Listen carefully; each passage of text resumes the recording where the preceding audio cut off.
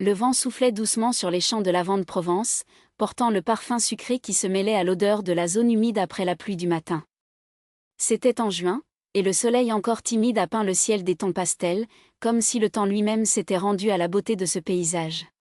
Parmi les rangées de fleurs violettes, une silhouette déplacée avec une précision chirurgicale, Élodie Marceau, avec des mains chauffées et des yeux verts comme de la mousse, a récolté les branches avec la dextérité de ceux qui connaissaient chaque centimètre de cette terre.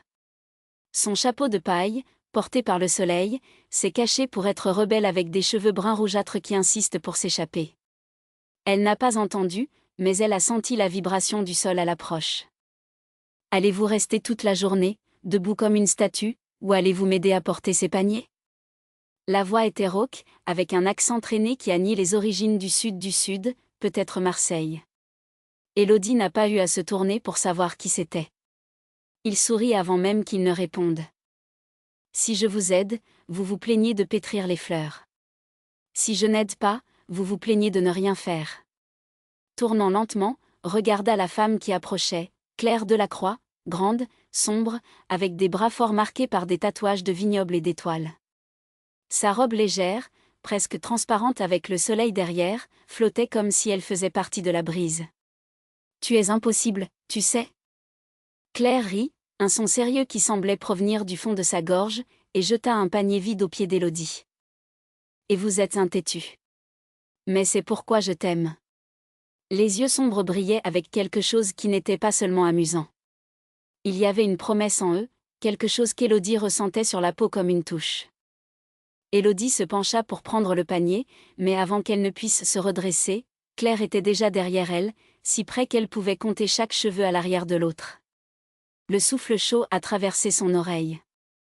Sauf si vous préférez rester ici, nous deux, et laisser les touristes devenir seuls aujourd'hui. Le cœur d'Élodie a tiré. Ce n'était pas la première fois que Claire la taquinait comme ça, mais elle semblait la première. Elle tourna son visage juste assez pour lui faire face sur son épaule. « Tu sais que nous ne pouvons pas.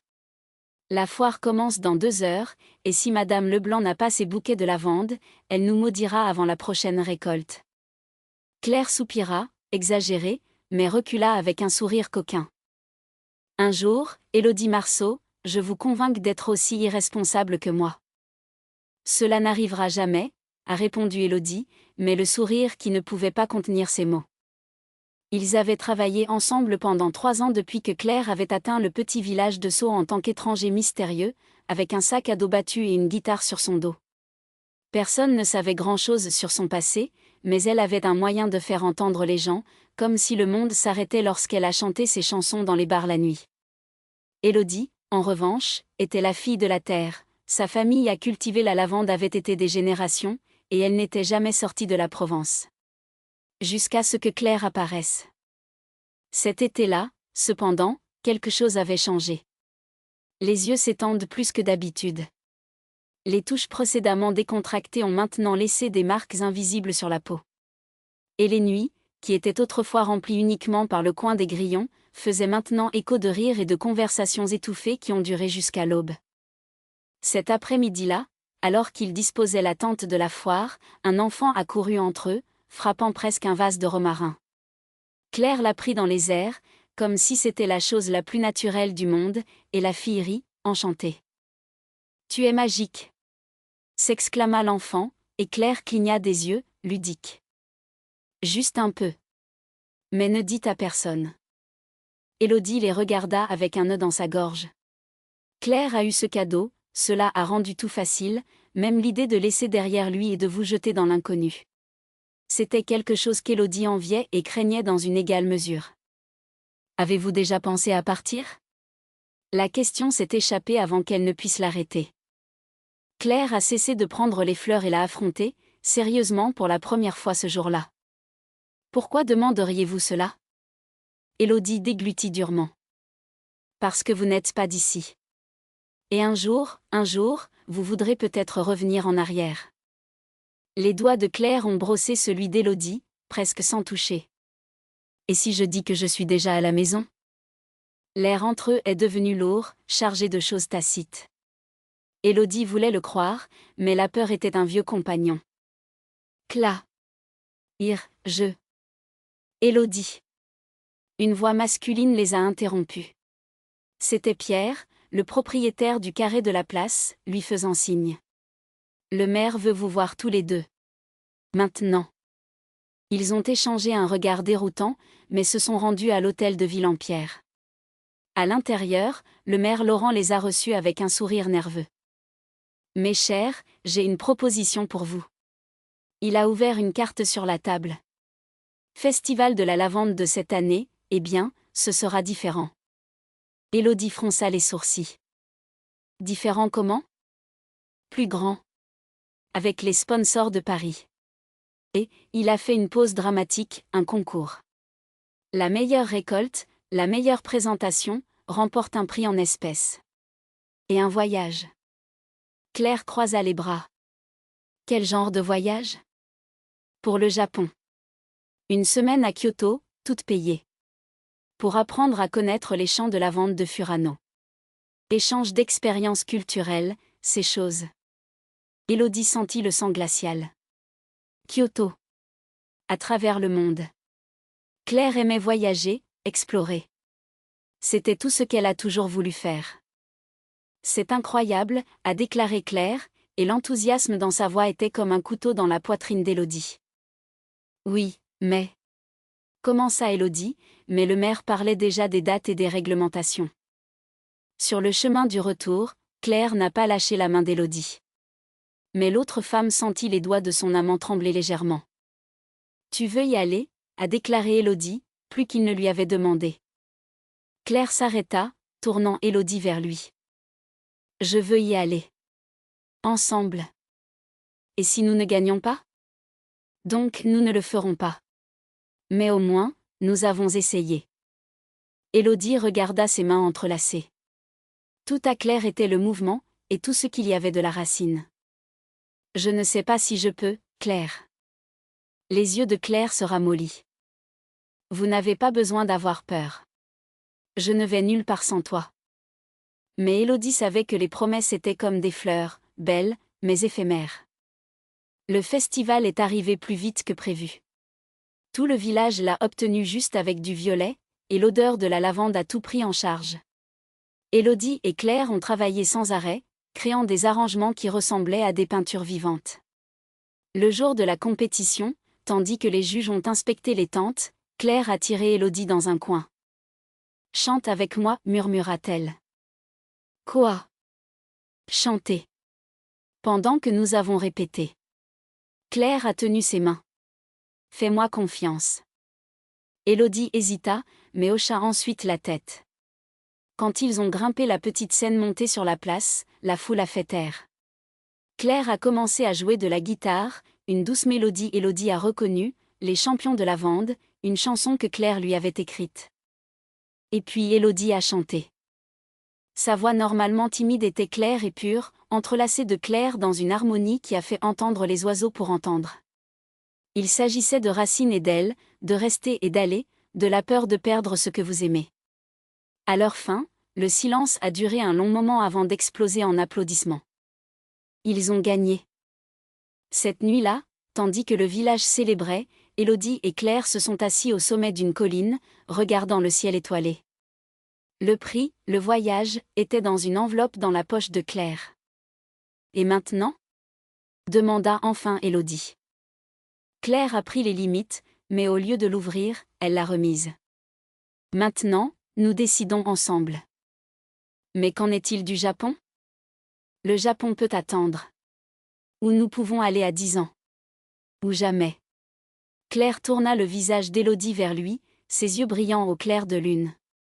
Ce qui compte, c'est que partout où je vais, tu viens avec moi. Et partout où vous restez, je reste aussi. Élodie sentit les larmes brûler. Même si je ne veux jamais sortir d'ici? Même si nous passons le reste de nos vies à récolter la lavande et à se battre avec Madame Leblanc. Claire sourit, et cette fois il n'y a eu aucune provocation, juste vrai. Tu es ma maison, Élodie. Vous n'avez besoin de rien d'autre. Et puis, sous le ciel infini de Provence, Élodie a compris que certaines racines ne tiennent pas. Ils soutiennent. Et certaines elles ne s'envolent pas. Ils s'embrassent. Claire lui prit la main, et ensemble, ils sont descendus sur la colline, de retour à la vie qu'ils avaient choisie, pas par hasard, mais par amour. Leurs pas se mêlaient à des feuilles séchées sur le chemin de terre. La nuit était fraîche, mais la chaleur des mains entrelacées a gardé Élodie chauffée à l'intérieur. Lorsqu'ils sont arrivés sur le carré central du village, les feux de lanternes jaunes ont illuminé les bancs en bois et le vieux puits, où les femmes du village se rassemblaient pour laver les vêtements et changer de potin. « Je pense que Madame Leblanc est toujours éveillée, » murmura Claire, pointant vers la fenêtre lumineuse de la maison de la vieille veuve, qui vivait au coin de la rue. « Si nous passons très près, elle nous appellera pour prendre du thé à la camomille et dire pour la 100e fois comment son mari est mort d'une indigestion pour avoir mangé 3 tartes de pommes d'affilée. » Élodie rit doucement, mais n'a pas lâché la main de Claire. Elle veut juste de la compagnie. Et au fond, nous savons qu'elle nous aime. Comme c'est la façon dont vous dites. Elle m'a appelée la fille de la ville qui ne sait même pas comment récolter une tomate droite jusqu'à la semaine dernière. Et maintenant ? Élodie regarda Claire, curieuse. Maintenant, elle m'appelle la fille de la ville qui a presque brisé mon vase de géraniaux. Claire a fait une pause dramatique. Progrès. Élodie secoua la tête, souriant, mais son regard a été capturé par quelque chose à venir. À la porte de la boulangerie, une grande silhouette maladroite se déplaçait, essayant sans succès de suspendre une affiche à l'arrêt. C'était Mathieu, le plus jeune fils du boulanger, qui semblait toujours avoir plus d'armes et de jambes qu'il ne savait quoi faire avec eux. « Mathieu ?» Il a appelé Élodie, s'approchant. « Avez-vous besoin d'aide ?» Le garçon se tourna, effraya et laissa presque tomber l'affiche. « Ah, Élodie !»« Non, non, il a essayé de tenir le papier d'une main alors qu'il faisait signe avec l'autre. « C'est juste un avertissement. Mon père veut annoncer que demain aura du pain en noyer. Spécial. » Claire croisa les bras, regardant la scène avec un sourire malveillant.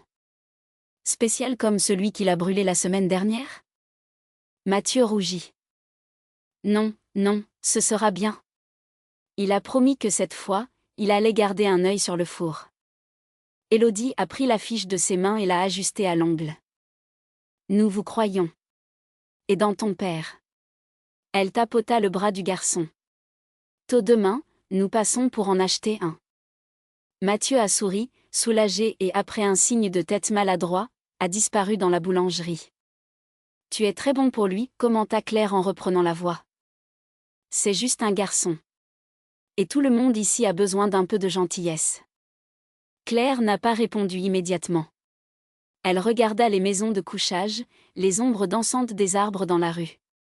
Puis il soupira.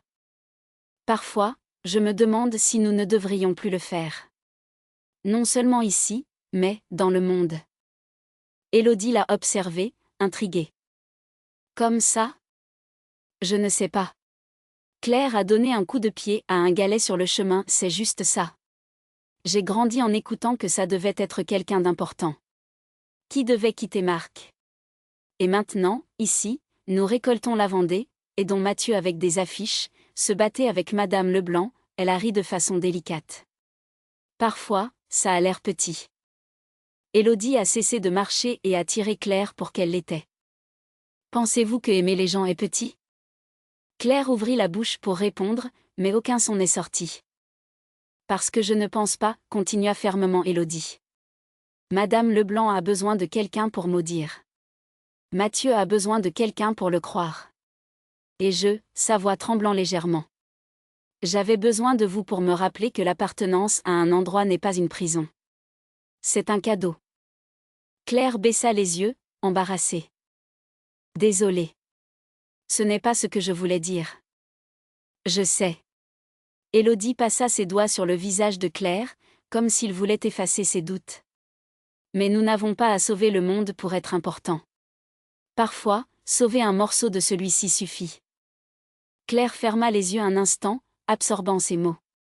Quand il les a ouverts, il y a eu une nouvelle détermination dans son regard. Tu as raison. Elle tenait le visage d'Élodie dans ses mains. Et si je dois choisir entre changer le monde ou rester ici, avec vous, entre les lavants et le pain brûlé, un sourire l'enformait sur vos lèvres. Eh bien, Je pense que le monde devra se retourner sans moi. Élodie rit et le son résonna à travers le carré vide, légèrement comme le vent de nuit. Elle a rapproché Claire, et les deux étaient comme ça, se serrant et treignant, tandis que les étoiles ont flashé, des témoins silencieux d'un choix qui n'avait pas besoin de grandeur pour être parfait. Rentrons-nous à la maison ? Chuchota Claire, après un certain temps. Élodie hocha la tête, et ils ont suivi la voie, les marches désormais plus lentes, comme s'il n'y avait pas de hâte dans le monde. La porte de leur maison était entr'ouverte, car elle était toujours des nuits chaudes, et l'odeur de romarin frais les a reçus lorsqu'ils sont entrés. À l'intérieur, tout était comme ils étaient partis, la table en bois avec un bouquet de fleurs sauvages, le canapé à passer où Claire aimait lire, la fenêtre ouverte à travers laquelle le son des grillons est entré. R.A.P.E.Q. Bueno. C'était simple. C'était le leur. Claire s'est assise sur le canapé et a tiré Élodie sur ses genoux, comme elle le faisait chaque fois qu'elle voulait sentir son poids contre elle. « Savez-vous ce que nous devons faire demain ?» demanda-t-il, ludique. « Quoi ?» Voler tous les tartes aux pommes de Madame Leblanc et manger jusqu'à ce qu'elle soit malade. Juste pour voir si son mari est vraiment mort d'une indigestion ou si c'était toute l'invention. Élodie rit, frappant le bras de Claire. « Tu es terrible. Mais tu m'aimes de la même manière. » Et Élodie n'a pas répondu, car elle n'en avait pas besoin. Elle ne se déplaçait que plus près, tandis que Claire a commencé à dire, à voix basse, un plan absurde et détaillé pour le grand vol des tartes, et pour la première fois depuis longtemps, n'y penser de demain. Parce qu'à ce moment-là, aujourd'hui était plus que suffisant. Le lendemain matin, il est arrivé avec un soleil timide, filtré dans les rideaux en lin de la maison de Claire. Élodie s'est réveillée devant elle, comme toujours, et a regardé le profil de son ami dormir, son nez légèrement roulé, ses lèvres, les sourcils qui fronçaient les sourcils, comme si elle rêvait d'équations difficiles ou des passages prévus. Soigneusement, Élodie se glissa hors du lit et descendait les escaliers, pieds nus, faisant doucement le plancher en bois. Dans la cuisine, la bouilloire était déjà sur le poêle, comme par magie. Ou plutôt, comme par habitude, Claire l'a toujours préparée la veille, comme si elle savait qu'Élodie ne résisterait pas au thé chaud à l'aube. En attendant que l'eau fasse bouillir, elle ouvrit la fenêtre sur l'évier et prit une profonde inspiration. L'air sentait la terre mouillée et le pain frais, la boulangerie de Monsieur Moreau doit être ouverte. Et, plus faible mais indubitable, l'arôme de la pomme caramélisée, provenant de la maison de Madame Leblanc. Élodie sourit. L'idée de voler des tartes était absurde, bien sûr, mais quelque chose dans ce qu'il a essayé. Non pas par la gourmandise, mais pour le sentiment de faire quelque chose d'interdit, quelque chose qui les a fait rire même pour blesser leur ventre, comme quand ils étaient des enfants et récoltaient des fraises dans le verger du vieux Dubois sur le cachet. Seulement maintenant, ce n'étaient plus des filles. Où étaient-ils ? Parfois, avec Claire, Élodie a estimé que le temps n'était pas juste, qu'ils étaient coincés dans un été éternel, où rien d'autre que ces moments comptait. Planifiez-vous le crime seul ? La voix de Claire, rauque de sommeil, l'a fait sauter. Elle se tourna et vit son ami se pencher contre les portes, ses bras croisés, ses cheveux encore tentolés. « J'étais seule, sentant l'épreuve », a déclaré Élodie, pointant vers la fenêtre. « Madame Leblanc doit juste prendre un lot. » Claire s'est approchée et a impliqué Élodie autour de sa taille, soutenant son menton sur son épaule. « C'est donc aujourd'hui. Le gros coup. Êtes-vous sérieux ? » Bien sûr que non. Claire rit, mais son câlin se resserra un peu plus. Mais nous pourrions rendre visite. Juste pour prouver que nous sommes adultes et civilisés. Élodie tourna son visage pour lui faire face. Les adultes et les civilisés ne volent pas de tartes. Qui a dit que nous volerons ? Achetons. Et puis nous mangeons tout près de la rivière, comme deux dames très respectables. Et si nous tombons malades ? Alors tombons malades ensemble. Claire a donné un petit baiser sur sa joue. Meilleure entreprise impossible. Élodie soupira, mais ne pouvait pas résister. Comme toujours. Une demi-heure plus tard, ils étaient à la porte de la maison de Madame Leblanc, avec un panier en osier que Claire avait trouvé dans le placard de garde-manger. La maison était de petits murs blancs et des stores bleus, avec un jardin où des vignes se disputaient pour l'espace avec des herbes aromatiques. Madame Leblanc est apparue à la porte avant même de frapper, comme s'il savait déjà qu'il viendrait. Ah, les filles d'Aubin, a-t-elle dit en ajustant le tablier fleuri. Quelle surprise! Claire sourit, charmante comme toujours. Bonjour, Madame Leblanc. Nous passions, eh bien, nous n'avons pas pu résister à l'odeur. Ne seriez-vous pas, par hasard, vendre des tartes aujourd'hui? La femme les regardait avec des yeux pointus, comme s'il se méfiait de ses sourires innocents. Mais alors son visage s'adoucit. Bien sûr. Je viens de retirer deux du four. Elle s'est transformée en maison. Mais je ne vous vendrai pas. Je vais donner. Depuis qu'il m'a dit la vérité, c'était Claire qui vous a convaincu de venir ici, n'est-ce pas, Élodie? Élodie rougit. C'était l'idée des deux. Le mensonge flagrant, marmonna Madame Leblanc, mais il y avait de l'affection dans sa voix. Celui-ci, a-t-il souligné Claire. C'était toujours un énorme instigateur NDA. Je me souviens quand ils avaient environ 10 ans et ont convaincu le fils du boulanger d'échanger tous les pains sucrés contre des pains de sel. Toute la ville a passé une semaine à manger du dessert sans sucre. Claire rit, sans aucun remords. C'était une expérience sociale. Et cela a fonctionné? Les gens ont réalisé que le sel a également un goût. Ou ils se sont juste mis en colère et sont allés acheter des bonbons dans la ville voisine, a déclaré Madame Leblanc, leur donnant un forfait chaud. Prendre. Et ne me dis pas après qu'il soit tombé malade, parce que j'ai prévenu, ma tarte est bonne, mais personne n'a besoin de manger à moitié seul. Moitié? Claire a fait un visage offensé. Nous sommes deux personnes très modérées. Dit Vuitton également. Élodie ouvrait déjà l'emballage, et l'odeur de la cannelle et de la pomme remplissait l'air. Madame Leblanc secoua la tête, amusante. Allez-y bientôt, avant de le regretter. Et si vous trouvez mon chat, le biscuit, dites-lui d'arrêter de voler des sardines à l'épicerie. Élodie remercia, mais Claire la tirait déjà par le bras, anxieuse. Allez, allons-y. Avant qu'elle ne change d'avis. Ils ont couru vers la rivière, où l'eau brillait sous le soleil du matin. Ils se sont assis sur la pierre plate qu'ils ont toujours choisie, ce qui était assez proche de la marge pour mouiller leurs pieds s'ils le voulaient, mais pas si près de se mouiller par accident. Claire a brisé la tarte en deux pièces inégales, une clairement plus grande que l'autre, et a offert le mineur à Élodie. Pour toi, madame. Vous êtes impossible, a déclaré Élodie, mais a accepté la pièce et le morceau. Le goût était parfait, les pâtes croustillantes, la farce douce, la cannelle brûlant légèrement la langue. Ça valait le coup. Ça vaut le coup, répondit Claire, sans ironie cette fois. Elle a mangé un morceau en silence, en regardant la rivière. Nous devons le faire plus souvent. Quoi? Voler des tartes? Non. Claire secoua la tête. Que? Asseyez-vous ici. Ne pensez à rien d'autre au goût des choses. Élodie a compris. Parce qu'au fond, il ne s'agissait pas de la tarte. Il s'agissait de la rivière, du soleil, comme Claire pouvait toujours faire jusqu'à ce que les jours les plus courants semblent magiques. Il s'agissait du sentiment que même s'ils étaient ensemble, rien de plus compte. Nous devrions, acquiesça Élodie, se penchant la tête sur l'épaule de Claire. Tous les jours. Et pendant un moment, il était facile de croire que ce serait possible.